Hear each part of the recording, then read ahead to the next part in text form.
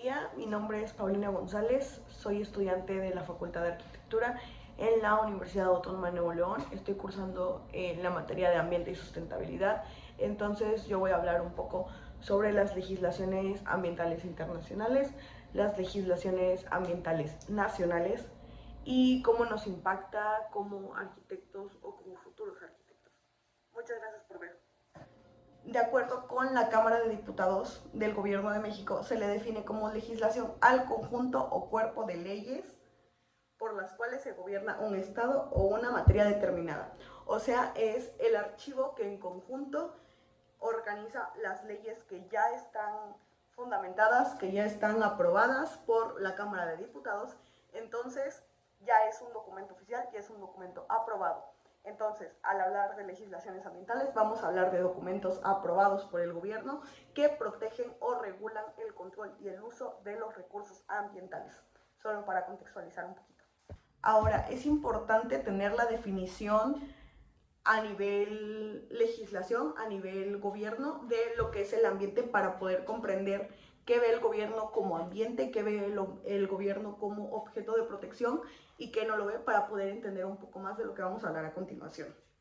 Según la Sedena, que es una página gubernamental, que es un organismo gubernamental, el medio ambiente es el espacio en el que se desarrolla la vida de distintos organismos, favoreciendo su interacción, en el que se encuentran tanto seres vivos como elementos sin vida y otros creados por la mano del hombre. Por lo que ambiente también se considera un entorno alterado por mano humana. Es importante entender esto. Teniendo claro qué es la legislación y qué es el medio ambiente, podemos proceder a explicar un poco del contexto histórico, de dónde viene la necesidad de formular legislaciones ambientales a nivel nacional, internacional, cuál es el contexto histórico de esto y por qué es importante. A nivel internacional y de forma muy escasa en ciertas culturas que estaban muy conectadas con la naturaleza y que priorizaban mucho el cuidado ambiental, el tema de las legislaciones ambientales ya era algo que se había hablado de igual manera en México. Sin embargo, fue hasta la Revolución Industrial en el que por toda la industria, valga la redundancia, se empieza a usar muchos más recursos, se empieza a desgastar mucho más el ambiente, en el que se plantea como tal el crear legislaciones que protejan al medio ambiente de todas estas acciones causadas por el ser humano. Como es bien conocido ya, la revolución industrial fue un momento de gran avance histórico en tecnología, en innovación, en empresa y en desarrollo tecnológico, pero al mismo tiempo fue el punto en el que empezó el declive ambiental como lo conocemos hoy en día y en el que empezó la preocupación de científicos, de investigadores y de ambientalistas sobre los impactos que tendría toda esta industria en la contaminación masiva del aire, del agua y del suelo. Pero no había una legislación ambiental hasta ese momento, solamente había pronóstico de que la situación estaba priorizando la vida humana, pero estaba afectando el medio ambiente y que al final iba a terminar afectando al ser humano. Pero antes de adelantarnos a eso, vamos a ir a la década de los 60.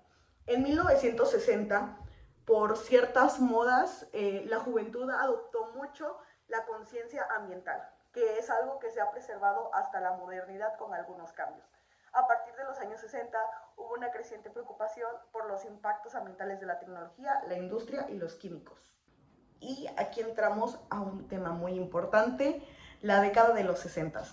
La década de los 60 podríamos decir que fue el peak, el momento más alto en el que el movimiento ecológico se presentó. Ni siquiera en la actualidad lo tenemos tan presente como en la década de los 60, ya que diversos grupos sociales, tribus, como diversas bandas se empezaron a interesar por el tema, se empezaron a interesar por el daño a la naturaleza, especialmente en el occidente. El movimiento ecologista se centraba en la conservación ambiental, en la justicia ambiental, en la reparación de daños que ya se habían hecho en años anteriores y también en la equidad entre especies.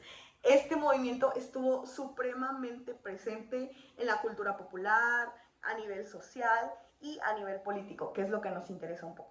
Un dato interesante de la década y del movimiento ecologista que no va muy de la mano con el contexto político, pero que es importante mencionar, o interesante más bien, sería que La primavera silenciosa de Rachel Carson es un libro de 1962 en donde se define el impacto de los pesticidas químicos en la biodiversidad, que es un tema que no se había hablado mucho hasta ese libro y que abrió la puerta para distintas conversaciones y presión social hacia el Congreso de ciertas naciones, como lo vamos a ver a continuación, pero sí impactó un poco, bastante diría yo, en la política. En la década de los 60 en Estados Unidos el movimiento ecologista presionó mucho al Congreso para que se aprobaran legislaciones que buscaban generar un ambiente, un aire más limpio y agua limpia para principalmente los trabajadores. Sin embargo, fue un tema que a nivel ambiental se buscaba legislar. Sin embargo, no fue hasta el año 1972 que en la Organización de las Naciones Unidas se declaró como un tema importante a tratar las cuestiones ambientales debido a la Declaración de Estocolmo del mismo año. La Declaración de Estocolmo es un documento que se firmó por más de 120 países que organizó la Conferencia de las Naciones Unidas sobre el Medio Ambiente, que se dio en las fechas de 5 al 16 de junio en Estocolmo, Suecia. Por eso la Declaración de Estocolmo como nombre. Esta declaración contiene varios estatutos que de alguna manera motivaban e incentivaban a más países y que fueron firmados por 120 países a tomar acciones sobre el cambio climático principalmente. La Declaración de Estocolmo es un archivo que cuenta con 26 principios. 26 principios en el que principalmente se habla del derecho al hombre a vivir en un espacio digno, en un ambiente digno. Se habla de la responsabilidad que tiene el ser humano por administrar los recursos de forma adecuada, de que el aire, el viento, el agua es de dominio público o debería de ser de dominio público y no deberían de ser recursos que se le restrinjan a ciertas personas. De la misma manera habla sobre la importancia de cuidar los recursos y preservarlos para estas generaciones y para las futuras generaciones. El documento resulta muy vago, ya que como tal no insta a las naciones a tomar medidas al respecto. Es de manera coloquial y para explicarlo voy a decirlo como mandamientos. La ONU organizó su lista de cosas que deberíamos de cumplir como naciones, que estaría padrísimo que cumpliéramos como naciones. Sin embargo, no hay consecuencias, no insta a las naciones a que hayan consecuencias del cuidado y no habla de puntos puntuales, valga la redundancia, que se tienen que tomar en cuenta para progresar en esto. No habla de reformas, no habla de legislaciones, valga la redundancia. Es el inicio de el establecimiento, es poner las bases y decir tenemos que hablar de este tema, pero realmente no se toca el tema de legislaciones, se toca el tema de que debería de haber normativas, de que debería de el hombre regularlo, pero no se toca el tema de que deberían crear las normativas. No sé si me doy a entender, pero al final de cuentas este documento se ve un poco como la búsqueda de callar a todas estas personas que por una década estuvieron exigiendo legislaciones y estuvieron exigiendo un cambio social, un cambio político, pero nada más que eso. Es el inicio, es un inicio un poco proactivo, pero al final de cuentas es un inicio y se dio en 1972 por la Organización de las Naciones Unidas en la Declaración de Estocolmo. Ya que hablamos un poco del primer tratado internacional organizado por la ONU, que propone la regulación y el tema de la regulación ambiental y del cuidado ambiental, es importante hablar de otros, nada más como contexto. Tenemos el Convenio de Brasilia, que es de 1989, que remarca la importancia de los movimientos fronterizos y la disposición de residuos peligrosos. O sea que es importante proteger a países vulnerables de recibir desechos contaminados de otros países industrializados. Es un tema que hasta el día de hoy sigue muy vigente. Entonces no existe como tal por parte de la Organización de las Naciones Unidas ese cuidado, ese detalle de que no se ve como se debería de evitar. Y controla el comercio internacional de residuos tóxicos y previene el uso de su envío a países en desarrollo. Pero bueno, es un tema debatible, la verdad. Sin embargo, no es nuestro tema, entonces seguimos. También tenemos el convenio sobre la diversidad biológica en 1992. El tema era la protección y el uso sostenible de la biodiversidad. También se hablan sobre temas sobre la conservación de la biodiversidad, el uso sostenible de los componentes ambientales y la participación justa y equitativa en los beneficios de uso de recursos genéticos. En el convenio CITES, que fue firmado en 1973, se habla sobre el comercio internacional de especies amenazadas de fauna y flora. El propósito es regular el comercio a especies para evitar que se encuentren en peligro de extinción, para evitar la comercialización con especies en peligro de extinción y para proteger a las especies que podrían estar en peligro de extinción si se llegan a comercializar. Ya que hablamos de lo que está haciendo organismos internacionales como la ONU, se puede hablar un poco sobre qué está haciendo cada país para ver cómo esto podría ser aplicable a México. O sea, este contexto es indispensable para entender qué tenemos en México y qué nos hace falta hablando de legislaciones ambientales, para llegar al punto que nos interesa como arquitectos, que es cómo nos afecta, cómo impacta en nosotros y cuál es nuestra obligación moral, ética respecto a este tema. Estados Unidos, debido a la presión social que tenía, fue el pionero en legislaciones ambientales. Fue el primero previo a la conversación que se tuvo en la Organización de las Naciones Unidas. Estados Unidos ya había generado su Ley Nacional de Política Ambiental en el año 1970. Exigía que todos los proyectos federales fueran evaluados, fuera evaluado su impacto ambiental antes de ejecutarse. Pero si de innovación en cuestiones legales hablamos, tenemos a Nueva Zelanda, que es una de las leyes ambientales más completas, que es la Ley de Gestión de Recursos en el año 91, que hasta ahorita, en el 2025, sigue siendo una de las leyes ambientales mucho más completas y regulan el uso de suelo, de agua y de recursos naturales de manera integral.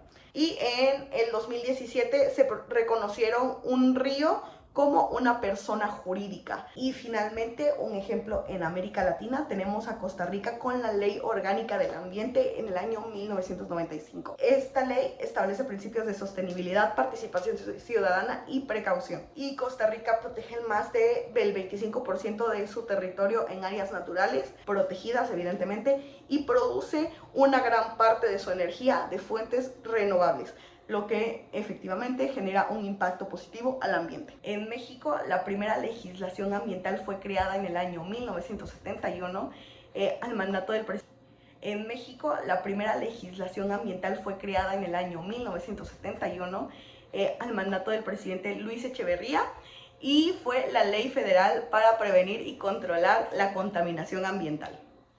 Presidente Luis Echeverría y fue la Ley Federal para prevenir y controlar la contaminación ambiental. En esta legislación se establece de manera muy puntual como contaminante a toda materia o sustancia de compuesto químico y biológico, dentro de las cuales se incursionan el polvo, gases, cenizas, bacterias, residuos y desperdicios. Dentro de la ley se establecen principios básicos para el cuidado del medio ambiente, desde el incremento de las fuentes de información hasta la población, orientándolo principalmente hacia la niñez y la juventud.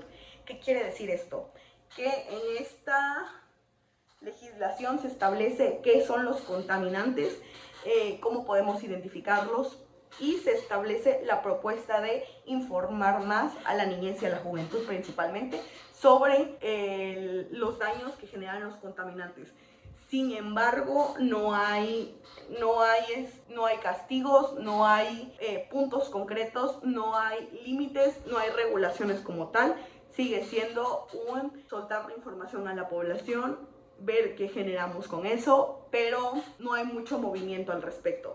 Entonces, a pesar de que, el punto clave de esto es que es el principio de un tema que tenía que tratar México hace mucho tiempo. Ahora tenemos al pez gordo de las legislaciones ambientales mexicanas. Tenemos a la Ley General del Equilibrio Ecológico y la Protección al Ambiente. Esta ley fue promulgada en el año 1988, sin embargo, con la necesidad se le han ido haciendo modificaciones y cambios. El propósito de esta ley era regular o inducir el uso de suelo y las actividades productivas con el fin de lograr la protección ambiental. Esta ley es la principal base de organismos como la Semarnat y la Profepa. Tenemos la legislación, la Ley General para el Equilibrio Ecológico y Protección del Medio Ambiente. Esta ley fue fundada el 28 de enero de 1988 y es un documento con 148 páginas hasta la actualidad, en el que se habla sobre las penitencias ante la infracción de ciertas legislaciones. Se habla sobre la importancia del uso de suelo apropiado, se habla la regulación del uso de suelo, la regulación del uso de agua. La verdad es una legislación muy completa que se ha ido modificando a través del tiempo y se va a seguir modificando a través del tiempo para mejorar las condiciones ambientales. Ahora, lo que falta más que nada es la ejecución. Ahora, como arquitecto, ¿cómo me afecta esto? Existen ciertas restricciones que te ponen organismos que son los encargados de asegurarse del cumplimiento de estas leyes, como la Semarnat y la Profepa. Estos organismos pues se encargan de la legislación de esto, se encargan de cuidar el uso de suelo, que el uso de suelo siempre que se proponga en desarrollo urbano sea apropiado para no influir en impactos ambientales tan grandes. De la misma manera, los proyectos grandes tienen que pasar por una clase de certificaciones para proteger al ambiente de impacto ambiental. Un caso que se vio un ejemplo de esto rápido es el aeropuerto de Texcoco, que ya no se elaboró por el hecho de que generaba demasiado impacto ambiental. Al final de cuentas se generaron opiniones divididas, pero se buscó y la razón por la que no se realizó fue por la preservación del ambiente que ahí se encontraba. Ahora, al ser la arquitectura y la construcción, el rubro de la construcción, uno de los rubros que más contaminan a nivel mundial, es indispensable que como arquitectos no nos quedemos en lo mínimo, en la entrega mínima, en las cuestiones legislativas mínimas, en el impacto, en el cálculo de impacto mínimo, si realmente podemos generar mucho más o mucho menor impacto negativo, porque realmente impacto positivo no se puede generar, pero mucho menor impacto negativo. Existen tecnologías que ya se han creado, como el concreto, que es capaz de realizarse con aguas tratadas. Existen muchas formas de generar un impacto positivo en la arquitectura. Las tecnologías han estado avanzando mucho últimamente. Es importante que como arquitectos nos pongamos en el concepto de que si no tenemos ambiente, no tenemos nada. Muchas gracias.